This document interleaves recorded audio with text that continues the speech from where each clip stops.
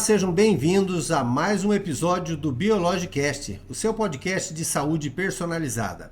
Eu sou o Célio Fernandes e hoje temos a grata satisfação de receber aqui o Dr. Valdirson Coelho, ele que é médico especialista em clínica médica em nutrologia, fundador da clínica Silhueta. Tenho certeza que muita gente conhece, quem não conhece vai ter a oportunidade de conhecer um pouquinho mais, conhecer a experiência dele.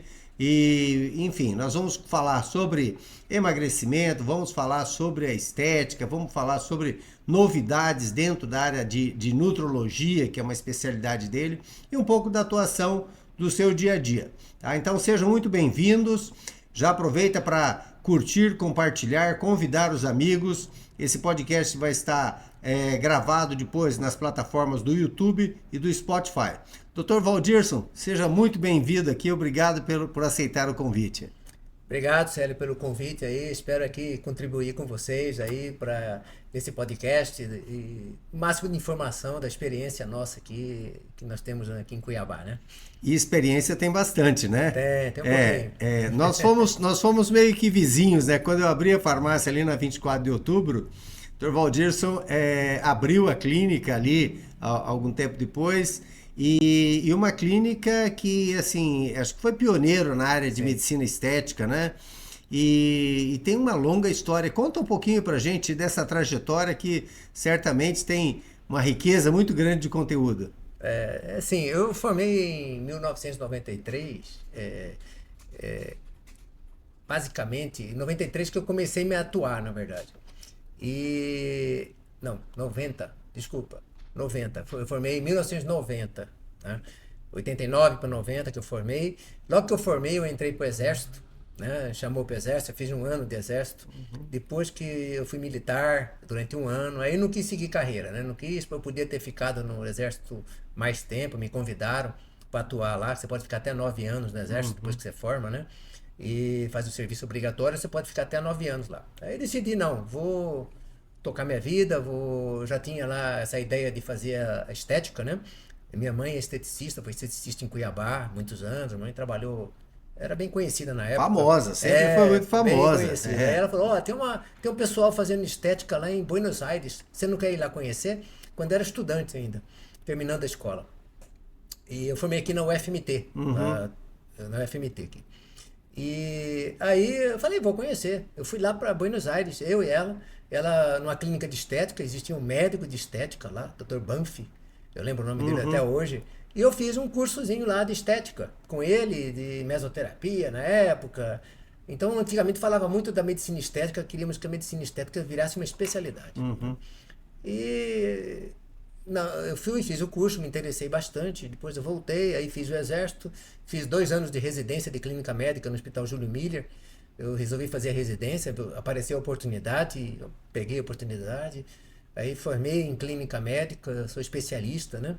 E fui tocando essa área, aí veio o emagrecimento, na área de estética eu vi que as pessoas precisavam emagrecer, aí eu fui estudar a respeito, e assim foi indo. Hoje eu sou nutrólogo, eu fiz especialidade, eu tirei prova de título em 1990, porque eu achei, poxa, eu estou trabalhando em estética, a estética não virou uma especialidade, e eu fiz pós-graduação depois em estética e falei, não, o pessoal estava indo para essa área da nutrologia, eu falei, não, eu acho ótima essa especialidade, e fiz a prova de título. Hoje eu tenho o título de especialista. E me lembro de uma das primeiras vezes, foi em 94 que nós trouxemos para cá Dr. Efraim Ozelver. Isso. Muito molecular. E pouco tempo depois estava organizando aí um evento, né, que foi quase que uma pós-graduação. Foi uma pós-graduação. Em medicina ortomolecular, né? Eles vinham frequentemente para cá, que foi um dos pioneiros nessa área, né? E uma forma assim muito inovadora para a época, né, de enxergar o organismo como um todo, né, a totalidade de dinâmica dos nutrientes e como a percepção da importância da reposição desses nutrientes afetavam a saúde como um todo, né? Quer dizer, hoje a medicina baseada em evidência já deixa isso tudo muito mais claro, né? E a nutrologia foi uma especialidade que já veio para dar o devido valor para essa área médica, é isso? Isso, na época nós trouxemos o Dr. Efraim, que é um pioneiro em medicina ortomolecular. Nós queríamos também que a medicina ortomolecular virasse especialidade, mas não teve a oportunidade para isso. E o campo que essa medicina foi para nutrologia, muitos foram para nutrologia, né? E antigamente se falava em radicais livres, se falava assim, opa, radicais livres, o que é isso? Isso aí não existe. Não se sabe o que é radicais livres naquela época, só tinha pesquisa a respeito, mas, né? E a medicina ortomolecular já estava atuando em cima dos radicais livres. E hoje só se fala em radicais livres, né? Você tem uma ideia. E era um tabu antigamente, né? Então, assim, vai evoluindo, a medicina vai evoluindo, né? É impressionante, né? Porque a ciência, ela está sempre desvendando alguma coisa do nosso próprio corpo, né? Eu gosto de reforçar isso porque a gente sempre tem, por mais que a gente estude, por mais que busque o aprimoramento, por mais que busque se aprofundar, tem uma série de dimensões de nós mesmos que nós ainda não exploramos, né? Prova foi recentemente aí, o Prêmio Nobel de Medicina, né? Que demonstrou novos formatos do sistema imunológico agir no corpo, né? Quer dizer, isso abre novas fronteiras, certamente, novas pesquisas, outros tratamentos vão surgir. E nessa área de nutrientes, de como o organismo funciona, hoje a gente explora a questão da microbiota intestinal, né, e da influência desse microbioma com todo o restante da homeostase. Então é uma coisa fantástica, né? Não tem como parar de estudar, né? Não tem. E a medicina evolui muito, né? Então, hoje o que é tabu amanhã é uma verdade ou desmente. Então, a flora, a biota intestinal está se descobrindo muita coisa. Isso é um outro horizonte na medicina. É um outro horizonte. E você tem um ramo de pesquisa e cada vez você descobrindo bactérias que influenciam no diabetes, bactérias que podem tratar o diabetes, ajudar no tratamento de diabetes, vamos dizer assim. Então, e também de outras doenças crônicas. Então, a biota intestinal é um outro horizonte na medicina que ainda está se descobrindo. É fantástico. Um tempo atrás, eu li um livro que o título do livro é 10% Humano, onde a autora diz o seguinte, que do total, se a gente for contar o número de células desse organismo, só 10% são do nosso corpo, da estrutura. 90% são micro-organismos. Quer dizer, uma coisa, para mim foi uma surpresa enorme, porque é muita bactéria e, é claro, não só bactérias, né? N outros micro-organismos, mas isso tudo funcionando para o bem-estar. E aí entra um contexto que acho que a gente vale a pena aprofundar, que é assim, como que o estilo de vida altera toda essa microbiota, altera, né, o sistema normal de funcionamento, desde aspectos de produtos que se aplica na pele, aquilo que você ingere. Né? Tem muita coisa nova nesse sentido, né? Tem. Nessa área de emagrecimento, você estão se fazendo perfis intestinais, de bactérias intestinais. Perfis que favorecem o aumento de peso, perfis de bactérias intestinais que favorecem o ganho de peso. Então, está se explorando isso e já tem-se uma ideia, mas ainda muito precoce. E você já sabe que tem os lactobacilos, as bifidobactérias que atuam, né, no intestino. E está se traçando perfis para doenças crônicas, perfis para emagrecimento. Então, parece que a pessoa obesa ela tem uma flora diferente da pessoa que é magra. Então, alguma coisa tem ali. É isso que está se pesquisando e é isso que vai se descobrir ainda. Mas não é o contexto todo. Essa é uma parte.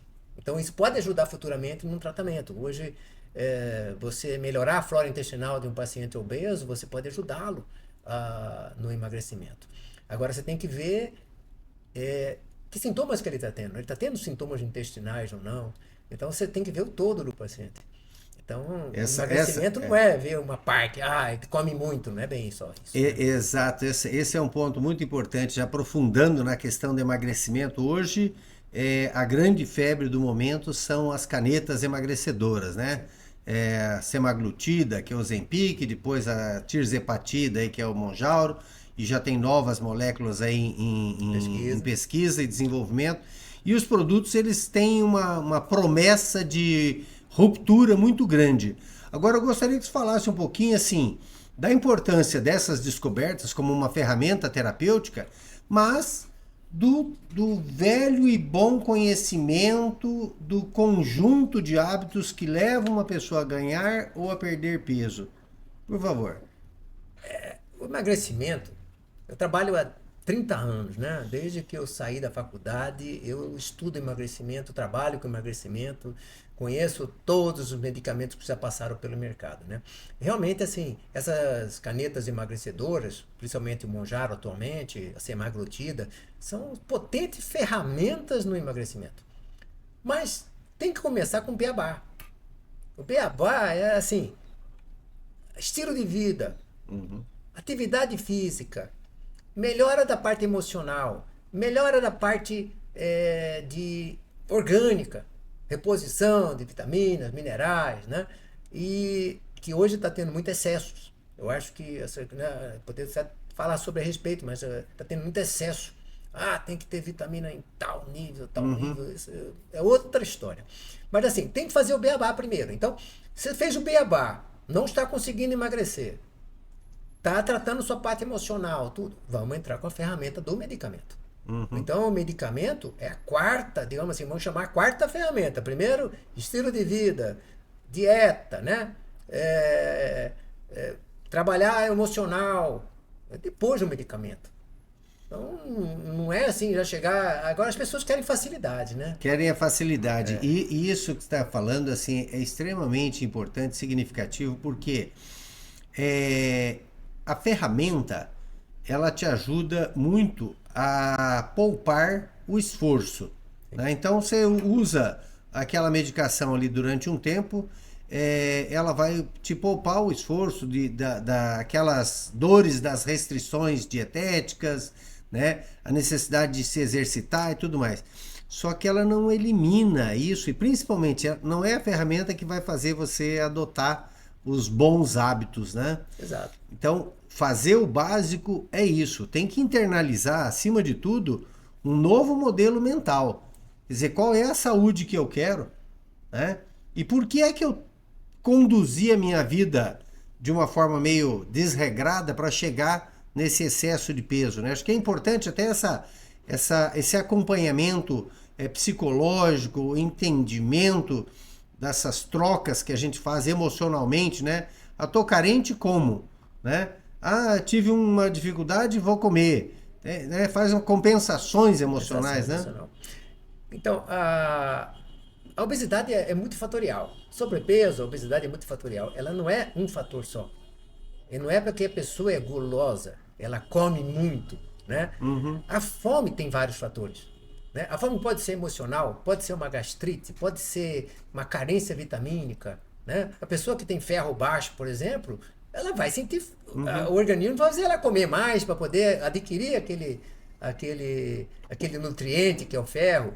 Aí o que ela vai? Vai nos alimentos ricos em ferro e acaba comendo mais do que deveria, nada do que necessita. Ou então ela faz a restrição da dieta, não come aquele alimento, fica comendo um alimento errado, que não tem aquele nutriente, e o organismo fica pedindo mais. Essa é uma das coisas. Outra é a insulina, a pessoa que tem hiperinsulinismo, que tem resistência insulínica, ela tem fome, mas causada pela insulina, excesso de insulina que faz hipoglicemia. E assim vai indo. Então, N fatores. Por isso que precisa do especialista que entenda sobre isso, entenda todos esses fatores, busque todos esses fatores que estão causando essa fome nessa pessoa. Pode ser emocional, pode ser orgânica, e trate cada uma delas.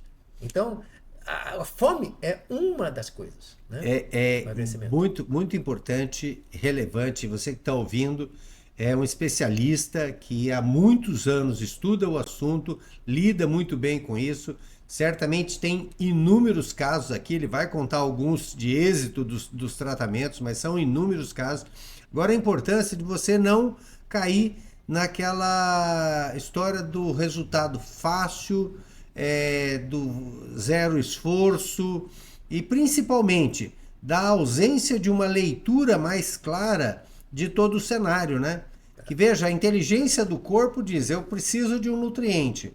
O cara come um carboidrato, um produto ultraprocessado, mas ele não vai ter aquele nutriente. O corpo continua pedindo e ele vai só aumentando caloria. Então, a necessidade de ter essa orientação, essa visão é essencial. Então, presta atenção aí na aula. Dr. Valdirson está aqui compartilhando conosco essa experiência. E dentro dessas ferramentas, né, eu acho que existem os medicamentos, né, que atuam sobre o emocional, que atuam sobre fome ansiosa, porque pode ser um fator emocional. Mas essa fome pode estar escondendo até uma doença grave. Por isso que precisa de assistência médica. Então é muito perigoso as pessoas se autotratarem. Porque como eu estou vendo hoje com as canetas emagrecedoras, as pessoas comprarem isso aí na esquina e começar a se auto-aplicar sem analisar o que está causando esse sobrepeso, essa fome, esse ganho de peso excessivo, ou se ele está com algum problema, porque ele pode estar conjuntamente com a obesidade, com algum problema sério, orgânico, e a gente pode, você fazendo pesquisas, exames, etc., você pode descobrir. E você fala, você não pode tomar isso, você tem que tomar aquilo, isso aqui vai fazer mal para você, isso aqui não vai fazer. O médico tem essa consciência de ajudar nisso, mas tem que ser um médico que seja especialista no assunto. Seja especialista, saiba que tipo de exame especificamente utilizar, quer dizer, consiga fazer essa leitura do paciente como um todo, né? Até entendendo um pouco dos ambientes sociais, de hábitos que às vezes a pessoa tem uma dificuldade de mudar, né? Sei lá, por um contexto social, às vezes até de tradição familiar. Então tem muitos desafios que acaba caindo com o médico e o pessoal, na maioria das vezes, quer uma solução rápida, né? Como que é a tua experiência assim, nesse aspecto de lidar com o paciente na linha do tempo, para que ele aprenda que cuidar da saúde não é uma coisa que você vai lá e faz uma consulta e está tudo resolvido, né? Mas ter assim, o médico como um gestor amigo da sua saúde. Então, eu tenho 30 anos, mais de 30 anos de profissão, né? Então, eu recebo pacientes hoje que eram crianças quando eu comecei, né? Então, assim, a gente tem essa honra de receber, né? Fala, poxa, você veio aqui com 10 anos de idade, sua mãe nem lembrava disso, né? 10 anos de idade você estava aqui no meu consultório, sua mãe estava pedindo ajuda para você emagrecer, né? Às vezes eles chegam, às vezes, ou obesos, muito obesos, Sim. diabéticos já, ou às vezes chegam já bariátricos, ou ainda com sobrepeso, lutando contra o peso. Então a gente tem recebido isso muito. E a gente percebe assim, eu falo com meus pacientes, o tratamento é para a vida toda. Eu tenho que te ver o resto da vida, até quando eu puder. Você entendeu? Por quê? Porque a gente vai adquirindo conhecimento daquela pessoa. E às vezes você não tem como acertar na primeira, você tem que ir vendo, conhecendo aquela pessoa, conhecendo ela o modo de agir, você passa alguma coisa para ela, vê a reação dela, aí ela volta, não deu certo, não senti bem, ou isso aqui não sei o quê. Aí você vai lá, faz ajustes nas medicações, ou ajuste no tratamento dela, aconselha a voltar para o nutricionista, preparador. E a gente vai vendo assim, eu vou acompanhando, então muitos pacientes meus, tem mais de 10 anos que eu acompanho. Né? E a gente vai, assim, a gente sente a angústia do paciente e a gente percebe que, olha, vai melhorar. A gente tem que estar com aquela coisa que, olha, vamos tentar, né? E isso é extremamente personalizado, né? O teu olhar para cada paciente, o olhar para as necessidades, a questão dos exames específicos de cada caso e o olhar até para a terapêutica, né? Aí o produto personalizado também ajuda a compor essa tendência de tratamento personalizado dentro da sua clínica, né? Sim, cada pessoa é uma pessoa. Então você não pode fazer tratamentos padrões, né? Fazer assim, protocolos fixos para todo mundo, não é? Cada um tem um tipo de carência. Quando começou essa coisa das vitaminas, minerais, houve muito erro, sabe? Assim, acho que a medicina corre isso, em tudo quanto é coisa. Começava-se, quando via o outro molecular, vamos tomar vitamina, vamos tomar um monte de vitamina, vamos tomar um monte de minerais. Ocorreu isso, você entende? Mas era uma tentativa de acerto. Né? Igual a Covid agora, que tratamento disso, tratamento daquilo. Sim. Né? Medicina, quando tem um desconhecimento da coisa, há abusos, há erros, a problemas associados. Hoje nós sabemos que algumas vitaminas não pode tomar em excesso. Você não adianta tomar excesso de tal vitamina, tem que tomar menos.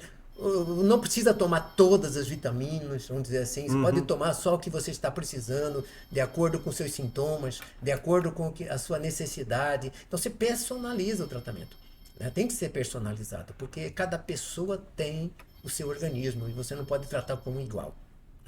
Perfeito. Esse é um baita exemplo, né? E assim, a gente está aí há 37 anos no mercado, né? Trabalhando com produtos personalizados. A gente vê que o médico que utiliza uma formulação personalizada é um médico que ele está percebendo, ele está dando uma atenção diferenciada para o paciente. O paciente percebe isso, até mesmo a hora que ele pega lá o frasquinho que está lá com o nome dele, com a orientação do médico que deu para tomar e tudo mais. Então isso faz muita diferença.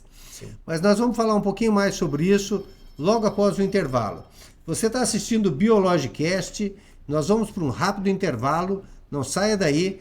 Dr. Valdirson Coelho tem muito ainda para compartilhar aqui conosco. Na Biológica, o cliente conta com o mais robusto processo de controle de qualidade. Começa com a classificação dos fornecedores para a compra das melhores matérias-primas.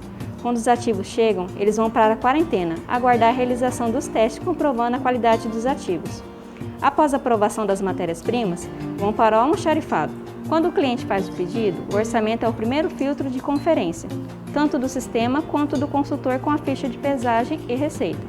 Após a impressão da ficha de pesagem, o setor que faz a impressão do rótulo faz uma segunda conferência de receita e ficha. Em seguida, vai para o setor de conferência que filtra para que não tenha nenhum erro antes de ir para a manipulação. Após esse processo, a ficha de pesagem vai para o laboratório de pesagem, onde também confere-se os ativos que são pesados. O próximo passo é o laboratório de produção, em que o produto será manipulado, que pode ser o de cápsula, dermato, sachês, homeopatia, veterinário, entre outros, e lá também é revisado.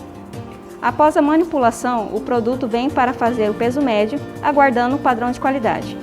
E por último, na dispensação do medicamento, é feita uma conferência do consultor na entrega do produto para o cliente. Porque mais que sua receita, queremos você feliz. Olá, estamos de volta aqui ao Biologicast, o seu podcast de saúde personalizada, e aqui com o Dr. Valdirson nós vamos aprofundar um pouco a questão dos tratamentos personalizados. Estava conversando aqui no intervalo, né, da importância e de como evoluíram os exames para dar uma clareza muito maior em relação às necessidades, às carências de cada paciente, para que o médico possa estabelecer a conduta mais adequada para essa personalização, né? Além desses exames, o que mais tem evoluído dentro da medicina que ajuda nessa condução do médico em relação a cada paciente? Nós temos hoje os tratamentos, os exames tradicionais, né? Que são hemograma, glicose, você faz todos esses exames, mas a medicina está evoluindo, estão aparecendo exames novos. Por exemplo, essa área da genética. Os exames genéticos, hoje você consegue pela genética ver tendência a doenças, hoje você consegue pela genética ver se você tem uma tendência a ter alergia alimentar, tendência a ter deficiência de certas vitaminas, predisposição a doenças tanto genéticas quanto crônicas. Então, e também perfil de flora intestinal. Hoje tem exames que você detecta pela genética da bactéria quais bactérias e quantidade de bactérias que você tem. Esse é um exame que está crescendo muito e eu acho que no futuro vai ser um exame muito solicitado. Você vê o perfil da flora intestinal da pessoa. Aí você consegue ajustar. Por exemplo, eu já tive casos que eu pedi o perfil de flora intestinal de uma paciente e estava dando lactobacillus para ela, mas só que no perfil de flora dela veio que ela tinha excesso de lactobacillus. Ele precisava de bifidobactérios. Ela não tinha bifidobactérios. Então, eu peguei, troquei todo o tratamento dela e com isso houve uma melhora, né? Exames de alergia alimentar também. Já tive uma paciente que ela tinha 30 anos de idade e ela não saía de casa por causa da diarreia. Se ela tinha que ir para casa, tinha que sair, ela não podia comer. Então ela saía com fome, ficava com fome, depois voltava para casa para comer. Elas comiam em casa, porque ela comia, era pro banheiro. Comia pro banheiro, tá? E isso 10 anos. Tá? Imagina, uma pessoa, era uma diarreia que ninguém descobria, Sim. foi em especialista, fez colonoscopia, fez endoscopia, fazia isso, fazia aquilo, não aparecia nada. Pedimos um exame de alergia alimentar, não vou falar o nome aqui para não fazer propaganda, mas é um exame que detecta 200 intolerâncias alimentares. Vamos chamar alergia, vamos chamar intolerância, Sim. porque há um contexto aí Sim, que tem. a nomenclatura não é adequada. Mas fizemos esse perfil de alimentos. É um exame que você pega um antígeno do alimento e joga o soro do paciente e vê se ele colore. Se ele colorir, tem reação. E nós tiramos esses alimentos que havia reação dessa paciente. Essa paciente fazia 10 vezes por dia. Ela começou a fazer 3. Ela voltou no meu consultório com 2 evacuações diárias, tirando esses alimentos que faziam mal. Então, assim, são exemplos, não quer dizer que todo mundo vai ser assim, tá? Essa paciente especificamente, nós tivemos o feeling de pedir esse exame. Não precisa pedir para todo mundo, óbvio, né? Mas você tem que ter o feeling para dizer, opa, essa paciente precisa desse exame. E pelo menos de flora intestinal. Pessoas que, perfil de flora intestinal, genético de flora intestinal, não é todo mundo que precisa, mas existem pessoas que precisam. E são exames que não são cobertos por convênio. Então as pessoas ficam assim, você tem que ter muito critério para adotar. Para fazer o pedido, né? Exato. Até mesmo hoje um mapeamento genético, né? Não é barato, né? Para entender um pouquinho de dinâmicas, de potenciais e tudo mais, e adotar algumas medidas, né, preventivas, né? Exato. E tem hoje psiquiatras fazendo exames farmacogenéticos para ver na farmacologia a compatibilidade com a genética da pessoa. Então ele sabe, por exemplo, que uma fluoxetina não se dá bem. Aquele paciente não é responsivo à fluoxetina, mas ele é responsivo à duloxetina. Já tive um paciente assim, que ele fez perfil genético com o psiquiatra detectou que ele não era reativo àquele antidepressivo que ele estava tomando, trocou o antidepressivo e a pessoa melhorou. Você entende? Ou então estava com uma deficiência de um ácido fólico, que faz... Até falando dos antidepressivos, né? Que outra informação que não tem muito tempo, mas para mim foi muito surpreendente na época, a gente sempre tratou a depressão com antidepressivos, que eles inibem aquela reabsorção da serotonina. Tá? E aí se descobriu depois, nesse caminho do desenvolvimento da pesquisa em flora bacteriana, que 90% da serotonina tem produção intestinal.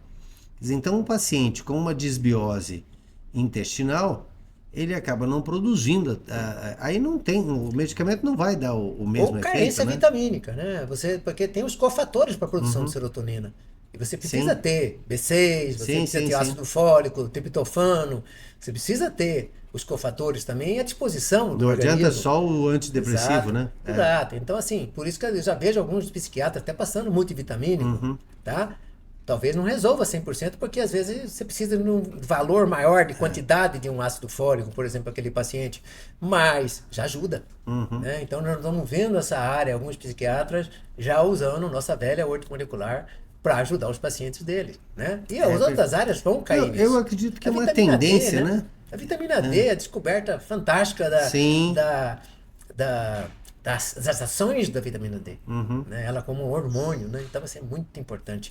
E hoje todo mundo faz vitamina D, mas na época que era ortomolecular, que dava vitamina D, o pessoal falou, não, isso não passa, não precisa, né?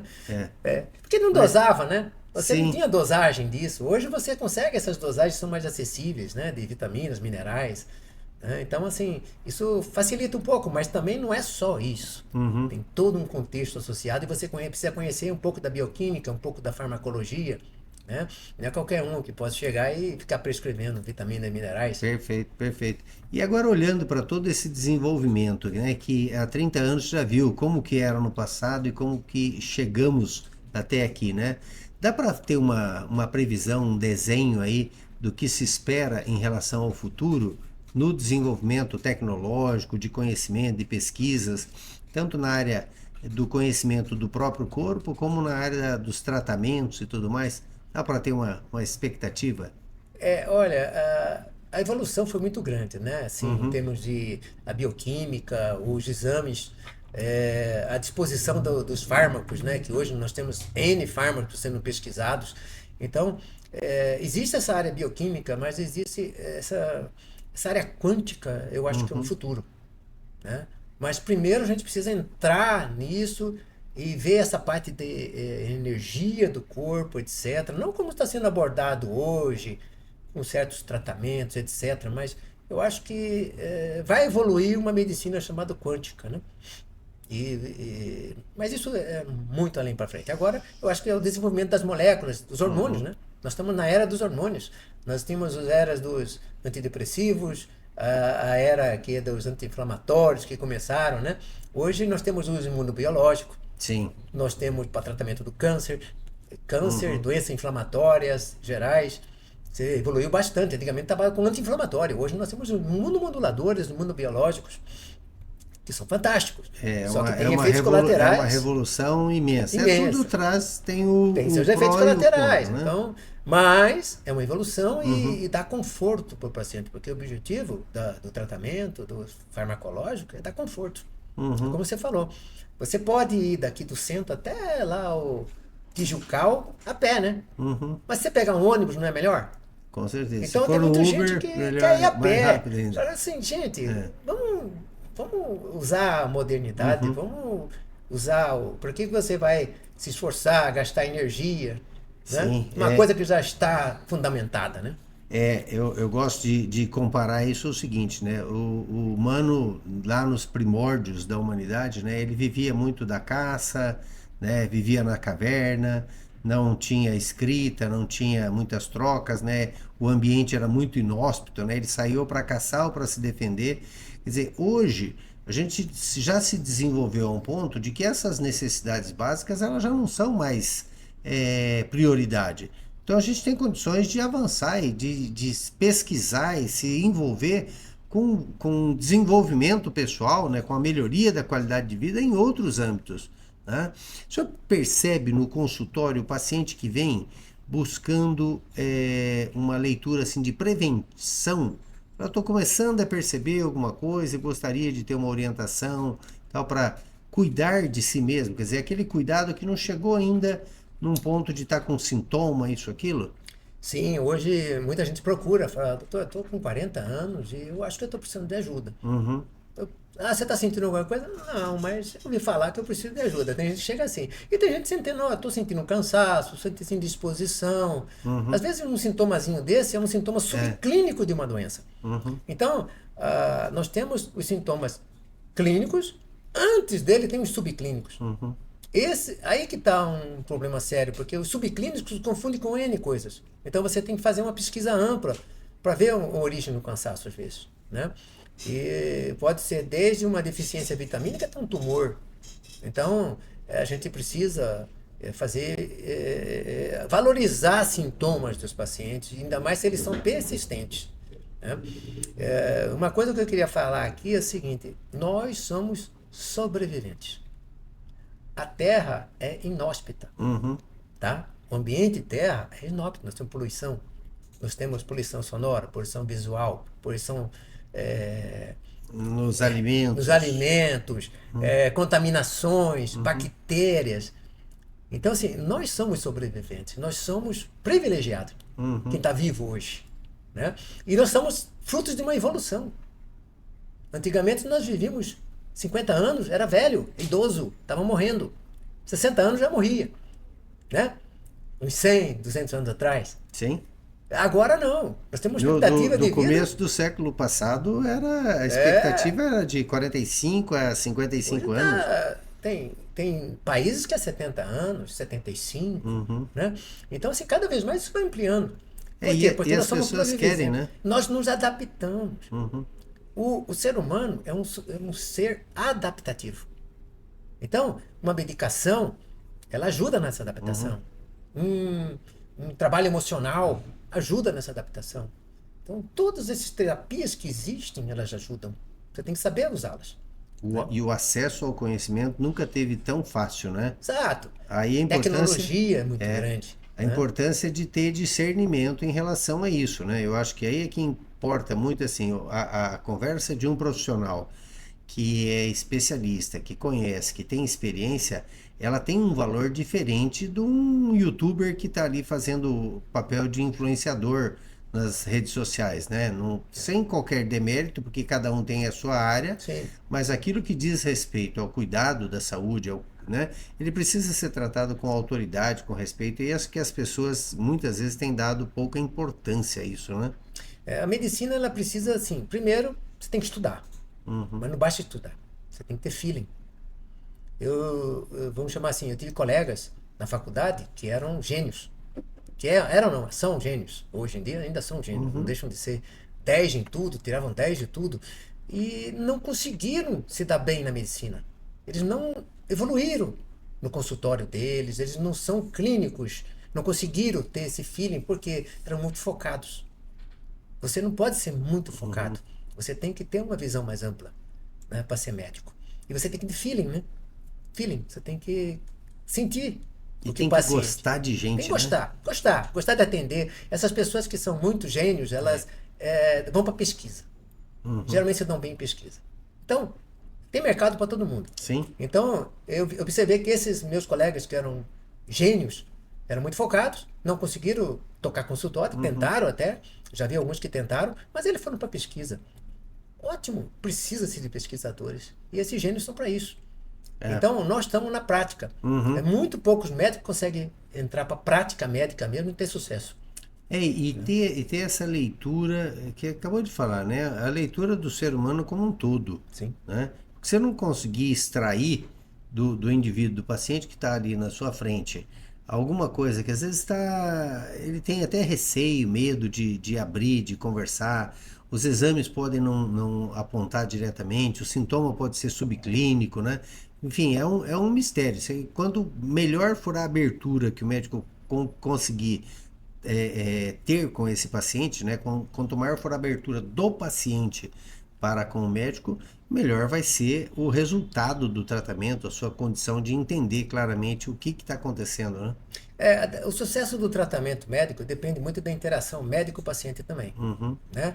Então, por exemplo, se é farmacêutico, tem que ter um contato com o paciente e ver, ficou boa, sua formulação está boa. Né? Eu também preciso ver, o que eu passei para você ajudou, não ajudou? Se não ajudou, você não vai ficar insistir naquilo. Alguns colegas falam, não, está escrito que você vai ter que reagir assim, e não reagiu assim. A pessoa tem uma biologia diferente. Então eu tenho um paciente que toma um tipo de remédio, elas ficam totalmente dopadas. Doutor, não consegui levantar, fiquei com sono. Aí outro que toma esse mesmo remédio, doutor, fiquei elétrico o dia inteiro, senti bem. O que explica isso? Biologia, individualismo, biologia individual do organismo. É a beleza da individualidade. Exato. Né? Então, assim, aí que você tem que ter conhecimento para ver se aquilo ali é adequado para o paciente ou não, se aquele efeito colateral é bom ou ruim para aquele paciente. Né? Se você tem que tirar aquele medicamento ou diminuir dose, essa é uma complicação que a experiência mostra. Né? Se você tem que trocar o medicamento ou não. Então, assim, é experiência. Sim. Então, não estou falando assim que o médico já tem que começar com experiência. Não, ele vai adquirir. Mas você tem que ter conhecimento com estudos. Né? E conhecendo o paciente.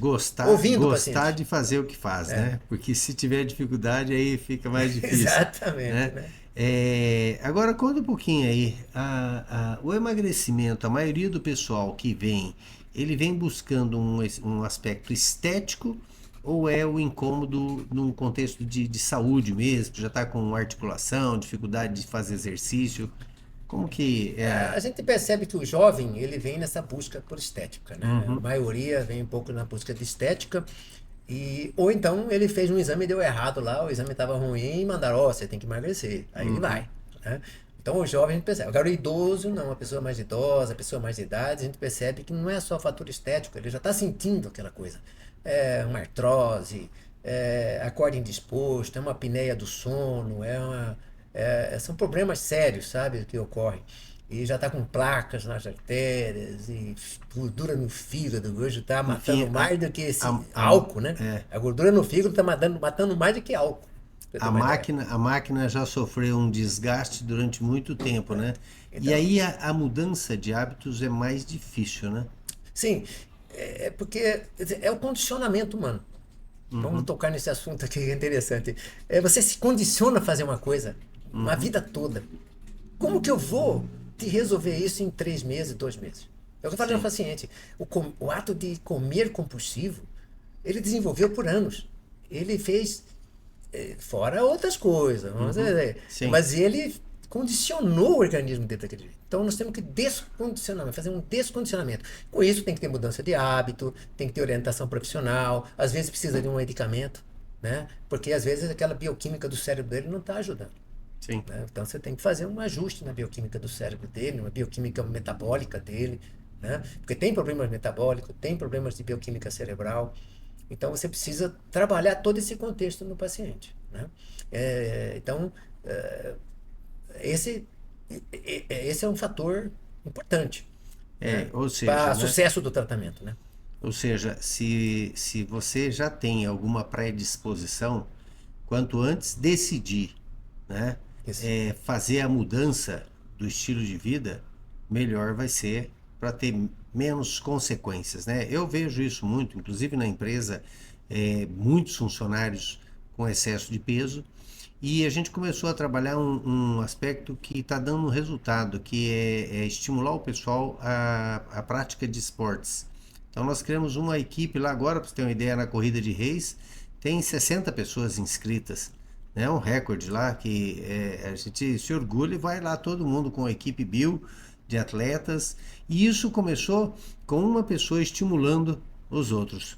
Um rapaz lá que era sedentário, bebia muito, péssimos hábitos alimentares, ele começou a mudar os hábitos alimentares e começou a correr, e hoje é um exemplo para os demais.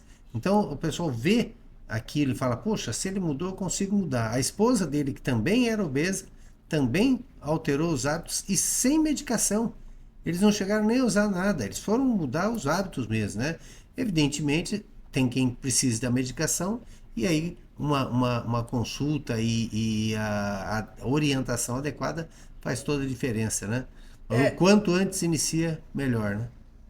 Assim, eu vejo, esse dia chegou um paciente para mim lá e falou assim, é um jovem. Minha prima é blogueira, ela emagreceu 50 quilos e hoje ela faz blog para ensinar as pessoas a emagrecerem.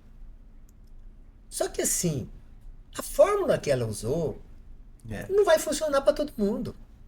Então as pessoas têm essa ilusão de que aquela pessoa atingiu o sucesso, seguindo os passos que ela seguiu, eu vou ter sucesso. Não necessariamente.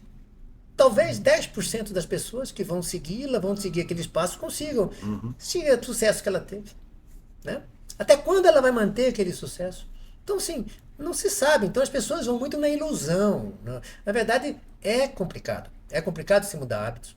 É complicado você descondicionar o cérebro de certas coisas que você faz, de alimentação, hábitos de saúde. Né?